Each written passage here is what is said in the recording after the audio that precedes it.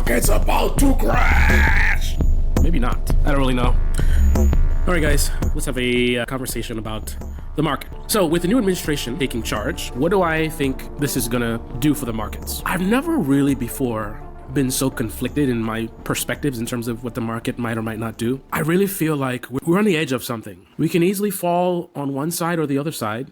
And I don't really feel necessarily that we're pulling more to one side versus the other. On one side, we have an administration that is very reckless. They are the opposite of meritorious. They hire people not based on merit, not based on their qualifications. It's all based on loyalty. I mean, you look at even things like who they picked for the Department of Defense Secretary. In this military, and it's not a political thing whatsoever. In our military, we have tons of very qualified generals. And there's 4 different levels of generals. At least in the Air Force, we have, Brigadier General, Major General, Lieutenant General, I think, and General. So there's 4 levels of generals to choose from.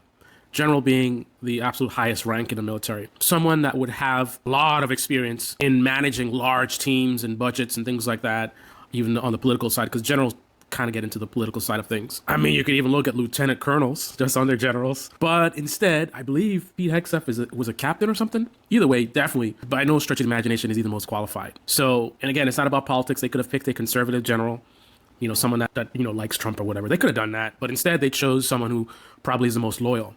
And this is what they've been doing across the board. So we have a government that's being run by a lot of people that aren't really qualified. And they definitely seem to be more in line with corporate interests. You have the richest man in the world, Elon Musk. He got all these other billionaires lining up, snuggling up to the administration. So what does this mean? Trump is going to look to lower corporate taxes, and he's already out there talking about massive deregulation. So in short, Trump is very corporate friendly. A lot of very wealthy people have made a lot of donations. They made donations to him.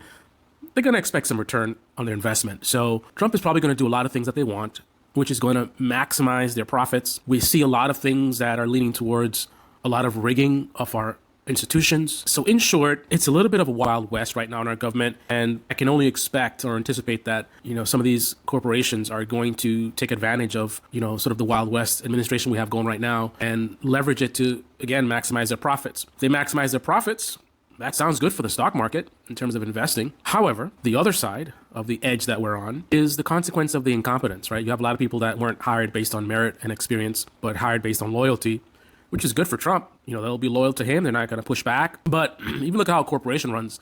I mean, the idea of having CEO who just does whatever, and doesn't answer to anyone, that's just not really the best way to run a business. It's not the best way to run a country. So with the incompetence everywhere and the just sort of dismantling of our institutions, this is going to lead to a lot of uncertainty, a lot of volatility, which is, I guess, good for options. That would be bad for the stock market. So where does that put me? On one hand, I see a lot of positive things for the market in unfortunate ways. On the other hand, I see a lot of threatening things for the market. So my instincts tell me we might see some short-lived gains where we see the stock market sort of have some really good times, some really good, rallies. And then perhaps shortly after, massive crash, or at least some very turbulent times, a period of time where the market is just kind of all over the place, or maybe just trending down for a while. So ironically, I just realized what I'm describing is a crypto future, ironically, for our country. This kind of behavior I'm describing, it sounds like crypto, right? You get involved when there's a boom, prices are going crazy, and you can see massive returns. But it's short-lived, and all of a sudden there's a massive crash, and you can just lose tremendous amounts of money in just minutes. And considering that our president literally just did a meme coin deal, and then his wife did one, that preacher guy at the inauguration did one, so how appropriate would it be for our economy to follow a similar trajectory, to have a meme economy? It's really what I'm describing. So that's what I got. That's my expectations. How do you utilize that to inform your investment decisions? That I can't tell you, because again, a big part of this is the uncertainty, right? Just like with crypto, like when is a good time to buy? I mean, it's just all over the place, extremely volatile. I guess the underlying message that I would give is buckle up, and perhaps now is not the time to be fooling around. I think now is the time to be very strategic. So make sure you're following the fundamental principles.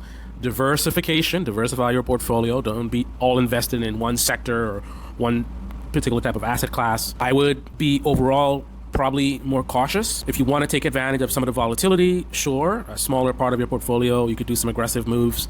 But overall, I would make sure you're set up pretty solidly in terms of diversification and a good amount of your portfolio in maybe more low risk type investments. Maybe consider cashing out to some degree, limit your exposure. If you can get high returns on a savings account right now, I mean, just let that money sit there and get that consistency without worrying about whatever chaos might be coming. Maybe that's the way to go. If you've got a big purchase coming up, you're looking to buy a home, these are the things you definitely want to be thinking about right now, because I would hate for you to approach the moment where you want to make this big purchase and then look at your account, if you're going to use your investment account to fund some of it, some of your closing costs. I hate for you to go in there and be like, oh goodness. So those are my thoughts. What do you guys think? What are you doing right now with your investments? What are your expectations for the next 4 years in terms of the stock market? What are you invested in terms of stocks, cryptocurrency? What do you guys got going? Comment below, and I will be reading your comments in the comment section below.